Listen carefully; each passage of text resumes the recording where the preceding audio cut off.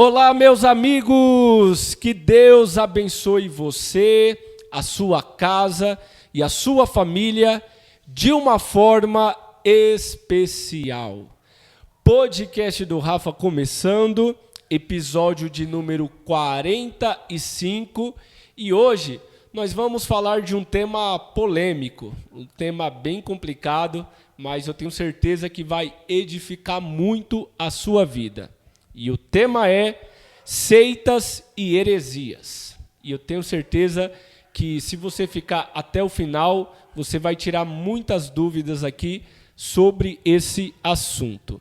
Mas antes de nós começarmos, eu já quero pedir, você que está aqui pela primeira vez, não se esqueça de se inscrever em nosso canal, tá? Deixar o seu like e também o seu comentário aqui no vídeo, tá bom? Deixa aqui para nós vermos e respondermos. E também, você que me ouve aí pelo Spotify e o Amazon Music, salve o episódio na sua playlist e compartilhe com outras pessoas também, tá ok? Pessoal, hoje eu estou extremamente feliz porque nós estamos recebendo um pastor muito abençoado. Ele é professor de teologia, dá aula aí aqui na cidade de Francisco Morato de teologia, é um grande professor também da Escola Bíblica Dominical e congreguei com ele por muito tempo e eu fiz o convite, ele aceitou e está aqui conosco no dia de hoje. Então, senhoras e senhores, recebam com muito carinho o nosso amigo Pastor Jeremias Lima. Amém, Rafael. Que Deus abençoe. Queria cumprimentar nossos ouvintes com a doce e gloriosa paz do Senhor Jesus. E estamos aqui. É verdade. Estamos aqui. Sejam todos bem-vindos. E eu espero que a nossa prosa, a nossa conversa aqui, edifique e acrescente algo mais ao seu conhecimento. Amém, amém. Glória a Deus. Pastor, obrigado, viu, pela sua presença. Estou muito feliz aí de estar recebendo você, o senhor.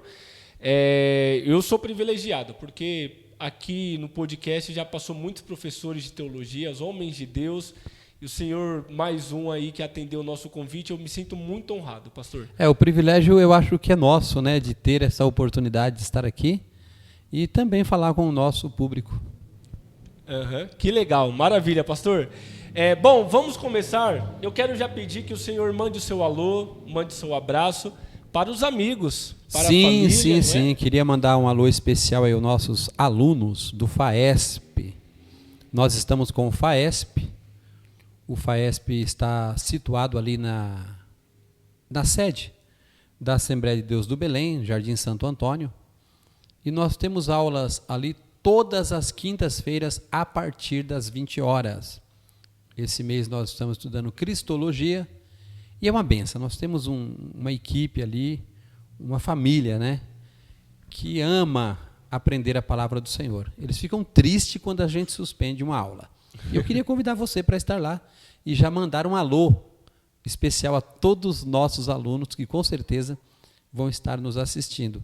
E a todos os nossos irmãos, né, nossos pastor, o meu pastor setorial, pastor Gilberto, que Deus o abençoe.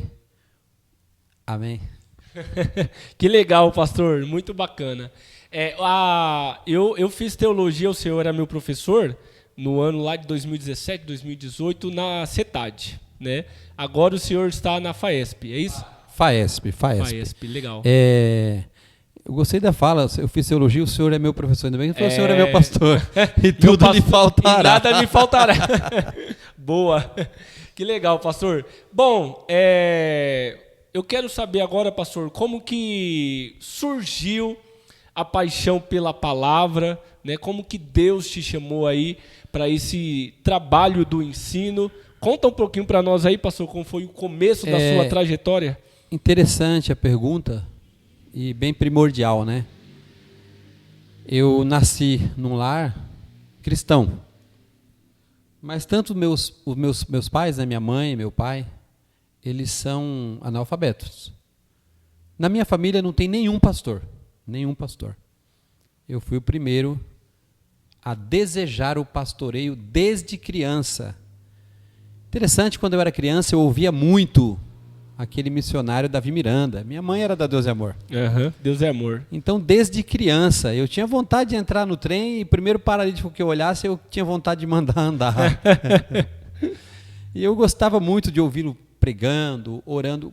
Quando eu fui crescendo, aí eu tomei conhecimento do seminário, da Bíblia, do estudo bíblico. Foi quando eu fui para a Assembleia de Deus. Mas a paixão pela palavra já vem da infância. Esses dias os irmãos da igreja fizeram uma surpresa, né? E pegaram fotos minhas. Eu acho que eu tinha 5 anos de idade. E já tiraram foto de mim com a Bíblia na mão e tipo lendo. Lógico que eu não estava lendo, mas já era simbólico aquele ato, né? Eu já tinha esse desejo de ser um pregador. E o tempo passou e, graças a Deus, desde os meus 14 anos, né, que eu tenho feito uso dos microfones e dos nossos púlpitos de praças e onde for, do rádio, para falar do grande amor de Deus por todos nós. Que legal, pastor. Maravilha, então. O pastor Jeremias, hoje nós vamos falar sobre um tema teológico, não é? Que faz parte do seminário, seitas e heresias, né? Para nós começarmos, pastor, defina para nós o que é seita. Muito bom. Infelizmente, né, essa matéria apologética, ela está saindo de moda hoje, né? Alguns dias atrás eu estava conversando com o pastor Osnir. Conhece? Já esteve aqui? Já esteve aqui. Eu ouvi ele. Um abraço, pastor Osnir. Isso é uma bênção de Deus. E ele comentou muito sobre isso. Ele falou, na nossa época ainda tinha a matéria apologética, que trata também de seitas e heresias. Hoje já não tem muito, já existe um certo ecumenismo, onde todos estão na mesma ideia. Porém, sim, definir o que é seita. Seita não se define por comportamentos, e sim por doutrinas. Então, por exemplo, a seita não se define pela forma como o culto é dirigido. Há pessoas que querem definir. Exemplo, hoje está uma briga feia. Agora eu vou levar... Eu não sei nem se falo, mas falo. Pode falar. Não, eu falo porque eu responsabilizo-me diante dos meus irmãos, né? Está uma briga feia por causa das igrejas pretas. Eu não pintaria a minha igreja de preta. Mas uma igreja que pinta o fundo de preto, ou toda de preto, ela é seita por isso? Não. Não, exatamente. O que define uma seita é através das doutrinas principais da Bíblia. A igreja é feita de doutrinas e costume. Todas as igrejas, não tem como fugir disso. Toda igreja, ela tem doutrinas e elas têm costumes. Doutrinas são 100% bíblicas. Costumes são locais, humanas e temporais. O que é local, humano e temporal? Doutrina é local. O que é doutrina? O costume é local. O que é costume aqui em São Paulo não é o mesmo costume no Nordeste, que não é o mesmo costume na África ou na Escócia. É temporal, porque passa. Nós tivemos nas Assembleias de Deus os costumes do chapéu. Eu não peguei, mas teve quem foi disciplinado por não usar chapéu. Entendi. E ela é humana, porque ela não vem de Deus. Ela é humana e ela cumpre um propósito histórico, sociológico, regional, ética e moral. Então não estou falando mal dos costumes. Só não se define uma igreja pelos seus costumes, e sim pela doutrina. E a doutrina? A doutrina é eterna. Segunda coisa importante é que, em relação às doutrinas principais, né? A Bíblia, como que se vê a Bíblia, Deus. Quem é Deus? Como que eu vejo Deus? Deus é uma pessoa? Deus é uma força ativa? Quem é Deus? Né? Por exemplo, existe uma religião que acredita que Deus é hoje o que nós fomos e nós seremos o que Deus é. Por exemplo, outro assunto, quem é Jesus? Quem é Jesus? Para nós cristãos, Jesus é Deus. Jesus é divino. para nós e para a seita. Ele é meramente humano. Os agnósticos tinham uma visão de Jesus completamente diferente. O que mais nós vamos falar? O Espírito Santo. Quem é o Espírito Santo? É uma pessoa? É uma força ativa? Estas coisas, doutrinas principais, Bíblia, Deus, Jesus, Espírito Santo, expiação, salvação, são pontos fundamentais que definem uma seita. Então, salvação. Para a igreja verdadeira, só existe salvação através da pessoa de Jesus. Fora de Jesus, não há salvação. Agora, para as seitas, além de Jesus, eu tenho o quê? Entendeu? Além de Jesus, eu preciso... Para a igreja verdadeira, pela graça, sois salvos. Para as seitas, não. Além da graça, eu preciso de... Lógico que há implicações, mas a graça é o ponto inicial, a graça é a máxima de Deus que nos traz a salvação. Então, como eu defino a seita? Pelas doutrinas principais e não pelos costumes. Não pelos costumes. Que legal, pastor. Então, a gente pode dizer que seita... É definido uma seita se o que é ensinado não está na Bíblia, não é doutrina. Se não combina com as doutrinas principais da Bíblia. Lembrando que há uma frase de Agostinho de Hipona, é atribuída a ele, que é a máxima, né? Uhum. Nas coisas essenciais, unidade. Não há negociação. Nas coisas secundárias, liberdade. Por exemplo, que nós vamos cantar? Vai ser o melhor cantor do mundo, Osés de Paula? Ou nós vamos cantar a música moderna? Ah, não, essa música não é de... Não, isso aí é liberdade. Isso é liberdade. Porque não há uma música definida, essa não é.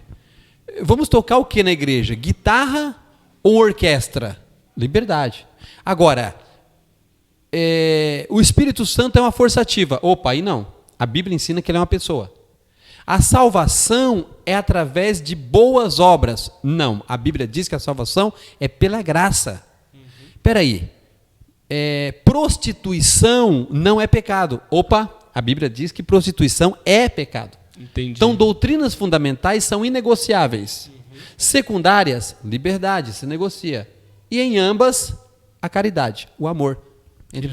Que legal, pastor. Então, você que nos ouve aí, teve uma boa definição, o que é seita e o que não é. Porque, recentemente aí, pastor, teve uma briga entre os pastores grandes, né?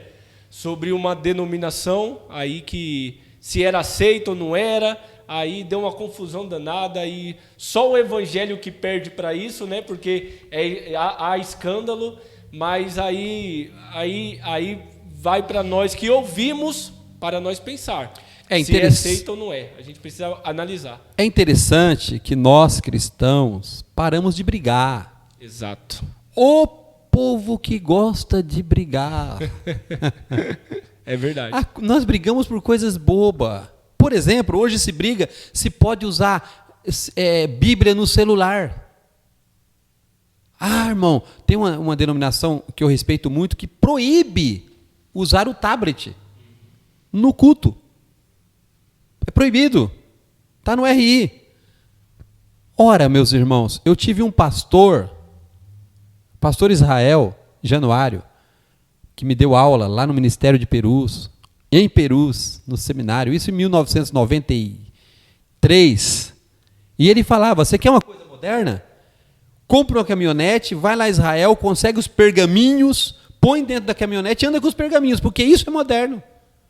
A Bíblia que você tem, que você carrega, já é modernidade. A Bíblia dividida em capítulos já é modernidade. Exatamente. Dividido em versículos, mais modernidade ainda. Exatamente. E hoje temos no celular. Hoje nós temos no tablet, temos no telão. Então o pessoal briga por coisas bestas, enquanto as coisas principais acabam passando. Exatamente. Que é as doutrinas fundamentais. Muitas pessoas não conhecem nem os fundamentos da doutrina bíblica. Quais são as 10 principais doutrinas bíblicas? Não conhecem. Os fundamentos da salvação, não conhecem. Mas sabe que de cabelo, sabe de bigode, sabe de barba, sabe de tudo. Exatamente. Mas não conhece a Bíblia. Olha o cisco no olho do irmão, mas não tira a trave Não que tá no olho consegue, dele. mas não é culpa deles. É porque eles acreditam. Eu estou falando isso e tem gente me ouvindo e achando que eu estou errado. Porque eles acreditam que estão certos. Sim, isso é verdade, pastor. Bom, então, legal. Segundo ponto, pastor. Como nós podemos reconhecer um falso mestre? Interessante, né? Como que eu conheço um falso mestre? Como eu conheço um falso mestre? Aí nós vamos de novo. A facilidade que nós temos é sempre olhar o estereótipo. E não é pelo estereótipo. O falso mestre, segundo as Escrituras, ele não é identificado pelo que ele faz e muitas vezes nem pelo que ele é, mas pelo que ele ensina. Porque ele é um falso mestre. Mestre está relacionado ao ensino. Uma certa vez Jesus falou assim: na cadeira de Moisés estão assentados os escribas e os fariseus. Eles atam, olha aí, eles atam fardos pesados sobre as pessoas, mas eles mesmos não querem nem mover o dedo. Aí Jesus fala: ouçam e praticam tudo o que eles vos ensinam. Eles eram mestres. Jesus não os classifica como falsos. Uhum. Jesus ratifica o seu ensino. Só não ratifica as suas obras. Entendi. Então o que acontece? Pedro diz assim, Pedro 2:1. Também houve entre o povo falsos profetas, como entre vós haverá também falsos doutores ou mestres, que introduzirão, olha aí o segredo, encobertamente heresias de perdição, e negarão o Senhor que o resgatou, trazendo sobre si mesmo repentina destruição. Olha como é forte. Quer dizer, ele diz assim, houve falsos profetas lá no Antigo Testamento, e haverá no meio de vocês falsos mestres ou doutores, que introduzirão, quer dizer, colocarão dentre vocês, no meio de vocês, doutrinas de perdição,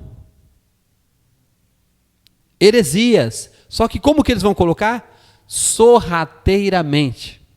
Ninguém que quer enganar diz que vai enganar.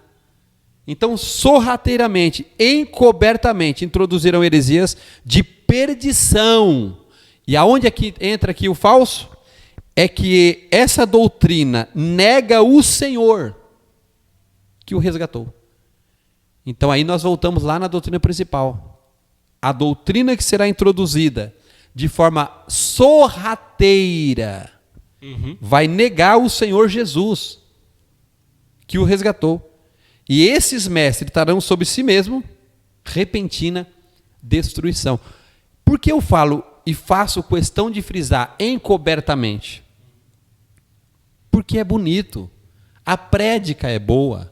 De repente o prédio é bom. Sim. De repente o louvor é bom. A oratória é boa. O sorriso é bonito. Só que a essência nega Jesus. Verdade. Agora, como que nega Jesus? Ele fala que Jesus é mau? Não, é encobertamente. É de forma sorrateira. Vai tirando Jesus do foco e vai colocando outras coisas. E aí é um perigo, meus irmãos. Olha para o seu pastor, olha para a sua igreja, olha para o seu ambiente. É um perigo. Quando Jesus começa a sair do centro e qualquer outra coisa começa a entrar no centro, isso é sorrateiramente. Devagarzinho. De forma encoberta, sem que você perceba, estão negando ao Senhor Jesus que o resgatou. Ele não diz que vai negar e dizer, Jesus é mal, Jesus não é verdade. Não, não vai, é encobertamente. E aí de forma, vai entrando para o seu subconsciente, e você ouvindo um dia, ouvindo 2 dias, ouvindo 3 dias, daqui a pouco você não está mais servindo a Jesus, você está servindo ao homem, mas você está acreditando, o que é pior, que está servindo a Jesus. E aí tá se perdendo dentro da igreja, né, pastor? E aí esses mestres sofrerão perdição. Exemplo, sinais. A gente ouve muito as pessoas dizendo assim, pastor, é fácil. Se o profeta profetizar alguma coisa para mim, eu já aprendi, é fácil. Eu espero. Se cumprir, é de Deus. Se não se cumprir, então foi o homem que falou. Só que não é isso que a Bíblia ensina. Eu disse no começo da minha fala que o falso mestre ou falso profeta não se identifica pelo que ele faz, e sim pelo que ele ensina. Sim. Olha o que diz no livro de Deuteronômio 13, de 1 a 3. Eu quero ler aqui.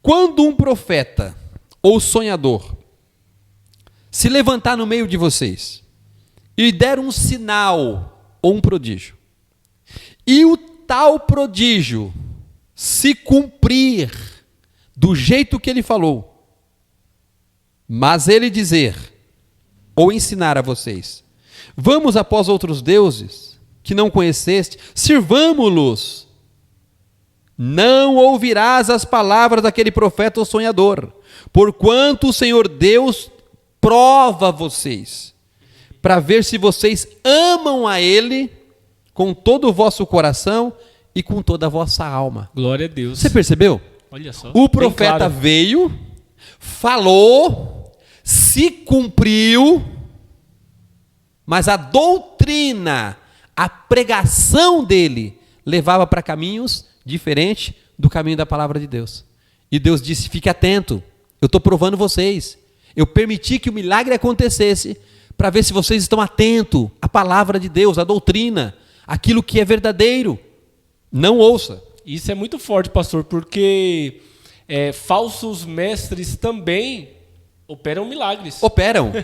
A sua pergunta veio dar o gancho para a continuidade da minha fala aqui. Sim. Eu coloquei aqui, sinais. Todos os sinais, milagres, coisas que acontecem que nós interpretamos como sobrenaturais. Todos eles têm duas naturezas. Natural ou sobrenatural. Por que eu falo que há sinais naturais? Porque existem doenças que elas são psicossomáticas. Eu trabalho muito com terapia. Terapia. E há doenças que são psicossomáticas. Exemplo, quando você recebe uma notícia muito triste, muito pesada na hora, não mexe com o seu intestino? Reação do corpo, né? Psicossomática. Uhum. Porque o cérebro, intestino, há pessoas que perdem o controle. Há pessoas que recebem a notícia e têm dor de cabeça. Há pessoas que travam, há pessoas que têm tantos traumas na vida que ele tem dor na coluna, dor nas costas. É verdade. E terapeuta, um psicólogo, um psiquiatra não, que ele vai te passar remédio, mas um terapeuta, um psicanalista ou um psicólogo vai conversar com você, e daqui a pouquinho você já não está mais com dor na coluna. Você não está com dor nas pernas, você não está mais com dor na cabeça. Sem tomar remédio. É sinal? É sobrenatural? Não, é natural. É como uma massagem no braço quando você bate em algum lugar. É natural. Entendi. E sobrenatural? Aí sobrenatural existe duas fontes. A primeira, que é o milagre. Milagre de verdade, que só Deus faz. Só Deus faz. E aí Deus faz quando quer, porque quer, e ele tem os seus objetivos. Exato. E existe a segunda fonte, que é demoníaca.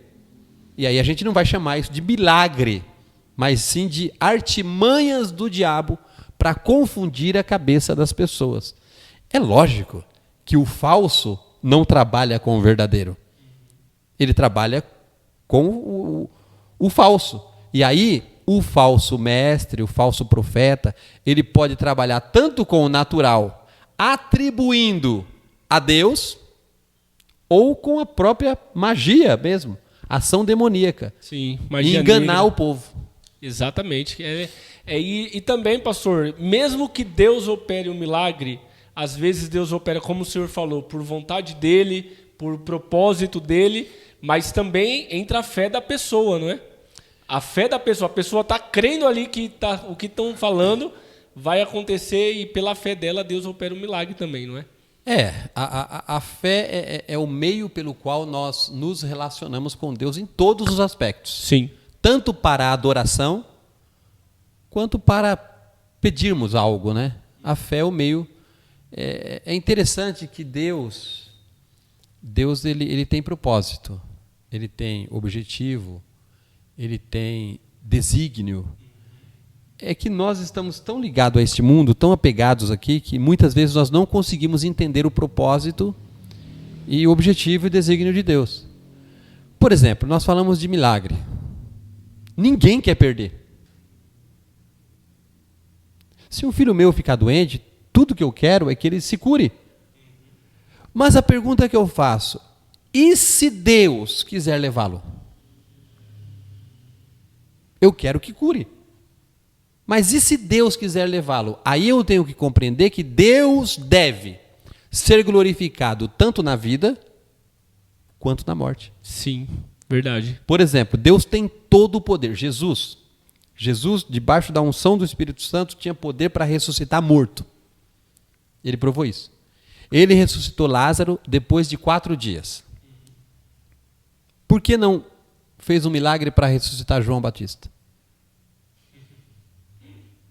Um propósito de Deus. Era seu primo, era amado, e ele disse que dentre os que nasceu na terra, ninguém era maior que João. Chorou, lamentou, mas não ressuscitou. Não era vontade Porque de Deus. é o propósito. Legal. Deus tem os seus propósitos. Que bacana. Por exemplo, Deus deu grandes livramentos. Deus deu grandes livramentos a Elias. Deus deu grandes livramentos a Davi. Mas livramentos de morte, livramentos de exército. E Davi dizer, no nome do Senhor eu enfrento o exército, eu salto muralhas, e derrotou mesmo. 1000 cai do meu lado, 10.000 à minha direita, eu não sou atingido. E ele entrava para arrebentar. Por que Deus não protegeu Josias? Um homem verdade. santo de Deus. A Bíblia diz que Josias fez a reforma do templo, trouxe o avivamento, o povo chorava, a glória de Deus se manifestou no templo. Josias entrou para defender alguém que não estava envolvido e morreu. Deus não poderia protegê-lo? Sim. Sim. Por que não o fez? Porque ele não quis. Ele tinha um propósito. E aí eu digo, porque Deus não quis fazer, ele deixou de ser Deus? Não! Exatamente. Quem deve explicação sou eu, é você. Você. Uhum. Deus não. É verdade, pastor. Que legal. Boa explicação. Pastor, outra dúvida muito interessante também. Quem participa de seitas, né, quem participa de outras religiões, dizem que todas as religiões levam a Deus. Isso é verdade, pastor? Todas as religiões levam? Essa pergunta ela é interessante, mas ela é tão óbvia, né? Tão óbvia. Imagina eu chegar num determinado ponto de ônibus e alguém perguntar para mim, que ônibus você vai pegar? Não, o primeiro que passar. Mas para onde você quer ir? Essa é a pergunta, né? Tem o filme Alice no País das Maravilhas. Eu não vou me recordar se era o coelhinho, eu acho que é o coelho. Que a Alice está perdida e pergunta para ele, eu acho que é o coelho. É o coelho mesmo, é o coelho. E pergunta para ele, que caminho eu tomo? E ela pergunta, mas para onde você quer ir? Não sei. Aí ele diz, para quem não sabe para onde vai, qualquer caminho é certo. Legal. Para quem não conhece o Deus verdadeiro, ei, meu amigo, Isaías 40 apresenta o Deus verdadeiro. Isaías 40. Para quem não conhece o Deus verdadeiro, qualquer caminho leva a Deus. Quem é esse Deus? Eu não sei quem é ele. Qualquer caminho que eu pegar, eu chego, e aonde eu chegar, eu o chamarei de Deus. Independente de quem seja. Porém, a Bíblia é muito clara ao dizer o seguinte, Hebreus capítulo 2, versículo 1 ao 4. Olha o que Hebreus diz. Além do texto-chave, né? Quando Jesus fala, eu sou. Agora aí tem uma colocação interessante. Jesus fala, eu sou o caminho, a verdade e a vida. Ninguém vem. Jesus não fala, ninguém vai. Ele fala, ninguém vem ao Pai, a não ser por mim, porque Jesus está de frente. Exatamente. Não é vai, eu estou aqui, vou te mandar para... Jesus não manda ninguém para lá, ele manda a ele. Quem vê a mim, vê o Pai, porque eu e o Pai somos um. Ninguém vem ao Pai a não ser por mim. Se eu dizer que todos os caminhos levam a Deus, eu estou excluindo a fala de Jesus, que ninguém vem ao Pai a não ser por mim. E Hebreus 2, 1 e 4, que eu acho que é uma súmula do Evangelho, um resumo, né? Um resumo Do Evangelho, diz assim: portanto, convém nos atentar com mais diligência para as coisas que já temos ouvido, para que em tempo algum nos desviemos dela. Porque se a palavra falada pelos anjos permaneceu firme, e lá atrás toda transgressão e desobediência recebeu a justa retribuição, agora aqui eu quero ler e explicar essa parte de cima. Como escaparemos nós, se não atentarmos para uma tão grande salvação, a qual, começando a ser anunciada pelo próprio Jesus, foi depois confirmado pelos que a ouviram, testificando também Deus com eles, através dos sinais, maravilhas e dons do Espírito Santo, que Deus lhes deu segundo a sua vontade. Olha que coisa linda. Aí o escritor aos Hebreus faz uma comparação aqui, ó. Se a palavra dita pelos anjos, está falando lá da época do Moisés no Monte Sinai. Sim. A lei manteve firme e a transgressão e desobediência recebeu a justa retribuição. Olha aí, lá na lei, quem pecava recebia a justa retribuição.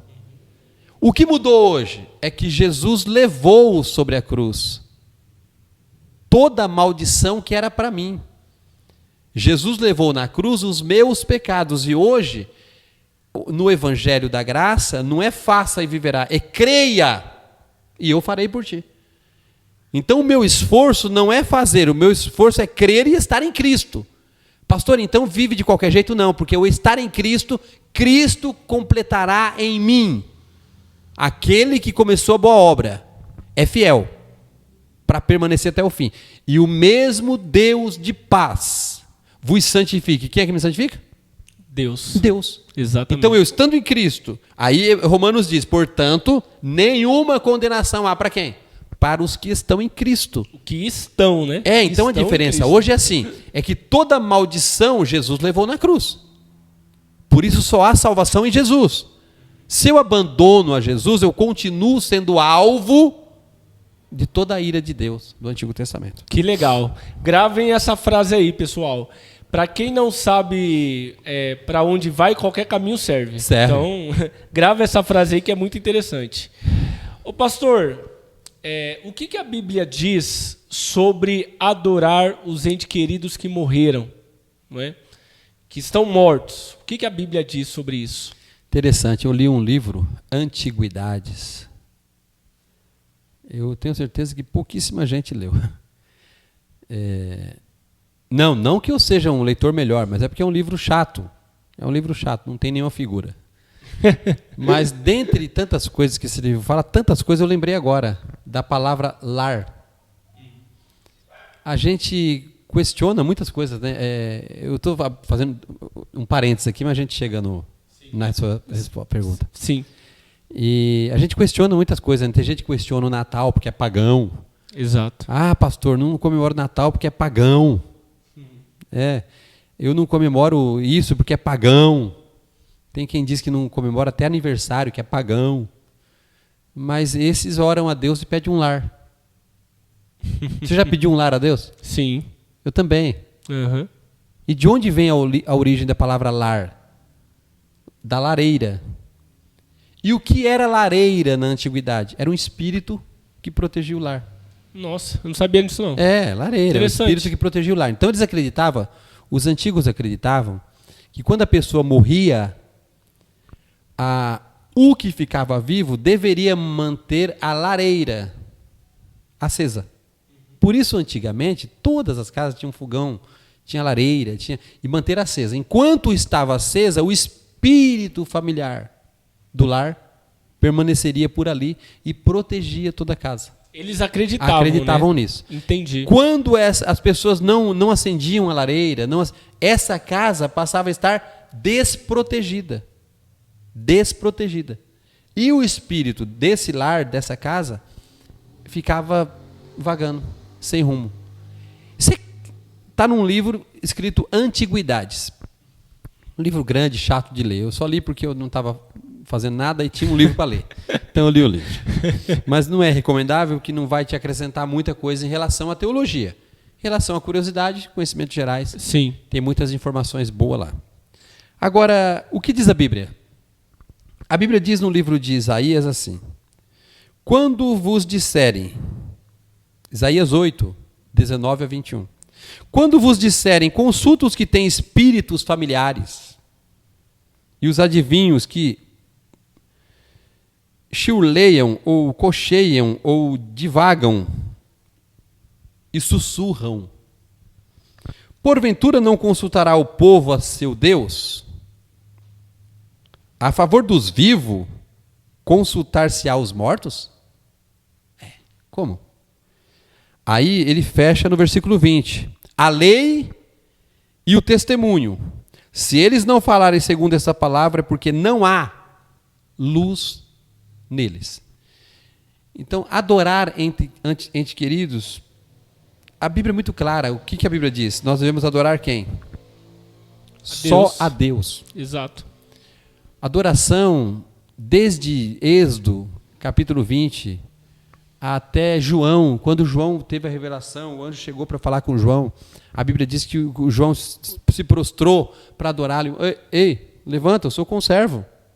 O anjo não aceitou adoração. Exatamente. O anjo disse, eu sou conservo. O que é conservo? Eu sirvo a Deus igual você. Eu sou conservo teu. Uhum. Eu estou servindo a Deus do mesmo jeito que você serve. Adora a Deus. Somente a Deus.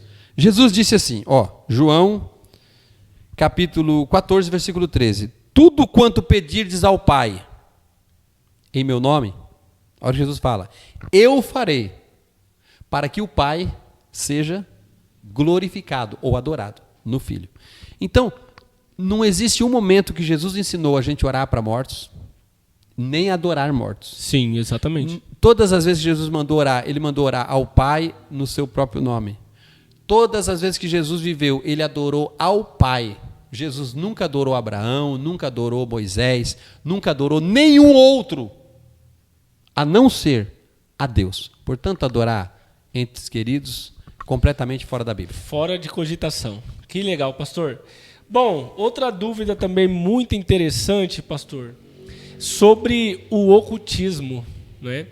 Para a gente entender, o que é o ocultismo, pastor? Na mesma linha que nós já estávamos falando, né? O ocultismo são as religiões que praticam magia, feitiçaria, consulta os mortos, astrologia, não é astronomia. Astronomia é uma ciência. Astrologias e coisas semelhantes, né? A bruxaria, por exemplo, são ocultismo. Agora a pergunta é, o que a Bíblia fala sobre o ocultismo? É o que nós acabamos de ler nos textos anteriores. Lá no livro de Números, Êxodo, Deus orienta o seu povo e diz, não haja no meio de vocês ninguém que consulte os mortos, ou que façam passar os seus filhos pelo fogo. Na Bíblia, a Bíblia define muito bem, ao homem está ordenado viver ou morrer uma só vez. Ainda bem que é uma vez só, né? Porque a morte é triste. Verdade. Né? Teve uns na Bíblia que morreu 2 vezes. Ele citou Lázaro, né? O filho da viúva de Naim. É verdade. Então, o que acontece? Ao homem está ordenado morrer uma vez, só uma vez. E a partir daí segue-se o juízo. Alguém acha que esse texto é pouco. Porém, a Bíblia é muito clara em sua doutrina completa. Por exemplo, a Bíblia diz que todos nós vamos comparecer diante de Deus para dar conta dos nossos atos.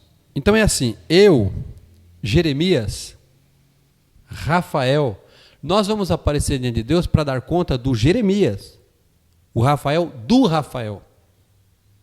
E se eu já fui Antônio, José, Manuel, Joaquim, em outras reencarnações, como eu vou dar conta de mim? Eu vou dar conta de todos eles. Na realidade, já estou pagando aqui. Já fazendo um gancho sobre isso também, sobre reencarnação. Sim. A reencarnação, ela foge um pouquinho das Escrituras, primeiro porque ela não aparece nas Escrituras. Segundo, porque a reencarnação ela tem a função de purificar o homem, então inutiliza o sacrifício de Jesus. Verdade. Que a Bíblia diz que o sacrifício de Jesus... Então o ocultismo Verdade. está relacionado à magia, à feitiçaria, consulta dos mortos, astrologia e a lista é muito grande e não dá para comentar tudo aqui. Astrologia é quando a pessoa acredita em signos, né, pastor? Há pessoas. E inclusive crentes. Há né? muitas pessoas que acreditam em Que signos. acreditam Inclusive, em signos. ela acredita, não, eu sou leonina, eu sou. E ela começa a pautar a vida dela a partir da... E não, isso aí é... Já foi comprovado isso. Eu li uma vez, eu não vou lembrar na íntegra, mas se você quiser, você pode pesquisar no Google aí. Hoje está fácil. É. Em outros tempos não dá para falar isso, né? Pegaram, não sei se foram 40 pessoas ou 10, nascidas no mesmo dia, no mesmo horário, no mesmo local. Pesquisaram ela por 40 anos. E depois foram ver que elas tiveram destinos diferentes, personalidades diferentes, rumos diferentes, sortes e azares diferentes, mostrando que não tem nada a ver a tal astrologia. Agora tem quem acredita, né? Tem quem acredita em tudo. Eu particularmente acredito em temperamento. Temperamento eu acredito que porque aí faz parte da nossa formação psicológica. Exatamente. É diferente. Exatamente. Agora o que acontece? Tem quem eu sou colérico, pastor, e o senhor? Eu acho, todos nós temos os 4. Qualquer dia faz um debate sobre isso. Legal. Um debate, não gosto de debate. Podcast. Não. Façamos um podcast sobre isso, é interessante. Uhum. Há muita coisa a ser dita. Mas então o que acontece? Tem gente que acredita em tudo. Tem gente que se você colocar cocô de galinha num frasco, dá 3 lacinhos e vender como o pozinho da sorte, a pessoa vai comprar e vai colocar na estante para espantar as coisas ruins. Verdade. Que legal, pastor. Muito bem explicado. Bom, outra dúvida também é sobre os mormons, né, pastor? O que é os mormons? E o que o cristão precisa saber sobre os mormons, né? Os mormons, né? O assunto é seitas e heresias. Sim. Além deles, tem muitas outras pessoas, né? Exato. Os mormons são gente boa. Eu conheço alguns mormons, se você estiver me assistindo. Estou falando que você é gente boa. Um abraço. Nós não estamos falando da pessoa do mormon, mas do que nós cremos em relação ao que os mormons creem. Sim. Então, o que acontece? Os mormons, eles surgiram em 1980, né? 1930, né? Na realidade, Joseph Smith, olha como surgem as seitas. Em busca da perfeição. Toda seita, ela aparece com a proposta da religião perfeita. Entendi. Pode ver, todas as igrejas que aparecem com tendência a seitas, inovações ou movimentos, elas aparecem como a resposta para a perfeição. Eu sou o máximo, né? E o Joseph Smith era cristão. Ele via, dizendo ele, essa é a história que ele conta, que ele via muita confusão. Meu Deus, até parecia que estava no Brasil, em 2024, né? Muita confusão, meu Deus, pastor fazendo isso, outro pastor fazendo aquilo, a irmã fazendo aquilo, a irmã começou a ouvir isso. E ele desanimou. Desanimou e quase vira ateu. Aí o que ele fez? Abriu a Bíblia em Tiago. Tiago diz, tem falta de sabedoria? O que diz lá? Busque a Deus. Peça a Deus, que Ele dá. Aí o Joseph Smith disse que começou a orar. E foi orar, e foi orar. Irmãos. E nessa oração, ele recebeu a visita do anjo, o Moroni. E o anjo, então, revelou para ele a verdadeira religião. Meu Deus. Que é os mormons. Aonde é que classificamos os mormons como seita? Na classificação que fiz anteriormente, né? É porque, para nós, a Bíblia é a única regra de fé e prática. Quando você vai estudar com os mormons, eles vão começar explicando para você a partir da Bíblia. Uhum. E eles vão, se você já estudou, você pode confirmar aí, quando você ouvir. Eles vão começar direitinho. Nós cremos no Pai, no Filho, no Espírito Santo. Nós cremos que a salvação é somente através do sangue de Jesus Cristo derramado na cruz do Calvário. Geralmente tem um brasileiro e um recém-americano chegado. Sim. Então eles usam muito sotaque forte de gringo, né? E aí eles vão tudo certinho. Aí você fala, é isso. Eu também creio. Aí, primeira visita, segunda visita, terceira visita, eles são voluntários, irmãos. São missionários voluntários. Quando você mostrar algum questionamento bíblico, eles vão falar para você, ei, a Bíblia tem contradição. Aí eles vão começar a mostrar para você que a Bíblia tem contradição. Aí então eles introduzem. Assim como Deus levantou Moisés, assim como Deus levantou Paulo, assim como Deus levantou Pedro, hoje no nosso século Deus levantou Joseph Smith. E a revelação de Joseph Smith está neste livro. Aí eles têm 4 livros. O livro principal que eles nos apresentam é o livro de Mormons. Livro de Mormons, que sim. É conhecido. Uhum. E dão de graça, tá? Jesus disse que são mais prudentes do que os filhos da luz. Vai comprar um livro nas nossas livrarias. Não vou falar o nome, não. CPAD. É caro. É caro demais. É caro. Agora, eles dão de graça. O livro de Mormons. Outro, Doutrinas e Convênios. E Pérolas de Grande Valor. Aí a Bíblia fica de lados e esses livros passam a ser o livro de fé e prática de deles. Fé e prática. Entendi. Dentre tantas crenças, eles acreditam que Deus é o que Deus já foi, o que nós somos hoje. E nós seremos o que Deus é. Entendi. Então, a evolução. Uhum. A busca da doutrina perfeita, né? Aí que entra o começo do erro. Toda seita ou todo movimento, ele vem... Todo movimento. Você pega... Hoje nós estamos numa situação não vou entrar muito a fundo porque o nosso assunto não chegou aí. Mas o que acontece é o judaísmo. Hoje estão surgindo muitos movimentos judaizando a igreja. E está aí. Aí, hoje, nunca se viu estudar tanto o hebraico. Mas não é para conhecer a Bíblia. É para conhecer os costumes. A pessoa começa a trazer o candelabro de volta. Daqui a pouco vão começar a sacrificar cordeiro. É verdade. Só vai faltar isso, sacrificar cordeiro. Porque o que está surgindo de novas sinagogas aí eu falo com de forma análoga, tá? Porque eu sei que as sinagogas judaicas, eu não estou referindo-me a elas. Eu estou falando de forma, como que eu diria? Sinagogas. Estão surgindo igrejas se autodenominando sinagoga, né? Entendi. E trazendo todos os costumes judaicos.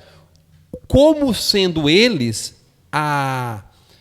o portal da verdade. Nós chegamos agora para revelar a verdade para vocês. Quer dizer, a partir de antes de mim, ninguém conhecia a verdade. A partir de agora, vocês estão conhecendo a verdade. Isso é um perigo.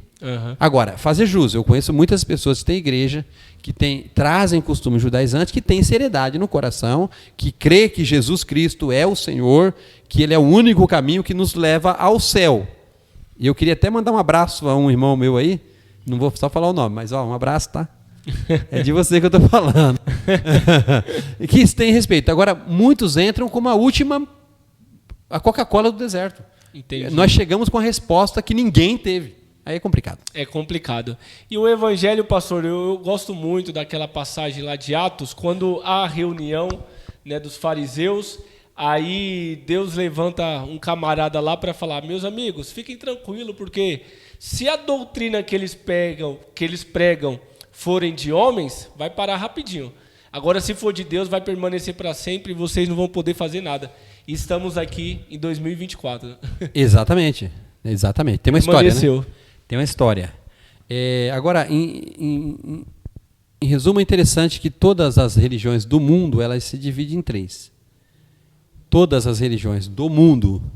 Ah, mas que prepotência, pastor. Espera eu falar. Elas se dividem em 3. Que é panteísta, politeísta e monoteísta. Então, todas as religiões do mundo, elas vão dividir em 3. Ou ela é panteísta, o que é panteísmo?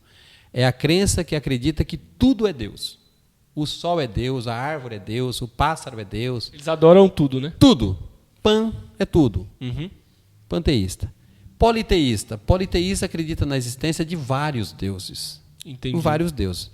Aí nós temos algumas religiões hindus, por mais que os historiadores digam que não são, mas a aparência, e há indícios que sim, politeísmo, vários deuses. E o monoteísmo, que acredita na existência de um único Deus. Exato. Os monoteístas, nós temos 3 grandes religiões, que são o judaísmo, o islamismo e o cristianismo. Uhum. Então, assim se definem as religiões e assim se entendemos as seitas. Que legal, pastor. Bom, hoje em dia a gente vê muitas igrejas aí também usando materiais, né, objetos materiais para Deus operar milagre. Então, pastor, cabe a pergunta para nós. Deus precisa desses objetos para operar o milagre na minha vida? Não. Não. Aí eu quero pôr com bastante cautela, porque é verdade que a gente fala mais com os jovens, né? Sim. As pessoas de mais idade não acompanham podcaster, mas o jovem tem uma pessoa de mais idade em casa, tem a mãe, Isso, tem a avó. que pode instruir. E existe o que nós chamamos de simplicidade. E é em cima dessa simplicidade, ou pessoas simples, que os falsos aplicam os seus golpes. Entendi. E as pessoas simples acreditam. Eu lembro de um pastor, amigo meu, que ele defendendo, ele disse que a mãe dele pegava óleo, colocava na água, ele tomava óleo e era curado. Meu Deus. Agora, é porque Deus precisava do óleo? Não. É porque Deus compreendeu a ignorância e a simplicidade da pessoa. Entendi. Agora, pergunta sua, precisa? Não. Porque se precisasse, Jesus mandaria fazer. Aí alguém vai dizer assim, peraí, mas Jesus mandou, o homem jogou lodo no olho do homem. Jesus mandou lavar no tanque de Siloé. Paulo mandou os aventais. Mas isso, existem na Bíblia passagem descritiva e passagem prescritiva. Paulo fez, mas mandou fazer? Você viu Pedro fazendo? Viu Tiago fazendo? Viu Felipe fazendo? Não. Paulo fez. Não mandou ninguém fazer, não há ordem. Quando há ordem, a ordem é ide por todo mundo. Pregai o evangelho a toda criatura. E em meu nome, o nome de Jesus basta. Então, objetos de fé, na realidade é objeto de descrença. Porque se eu preciso de algo para crer, é porque na realidade me falta fé. É verdade, pastor. E naquela ocasião, eu acredito que Paulo mandou, né, a sua capa, a sua roupa, eu não sei direito, mas pelo fato dele não conseguir chegar ao local, né, foi um momento específico ali, foi uma situação específica. Ele então, não conseguiu chegar no local, né? Mas não virou norma, não tornou-se método. Exatamente, foi só aquela ocasião. Não é método, é igual os métodos que Deus usava com Isaías, com os profetas. Não tornou método.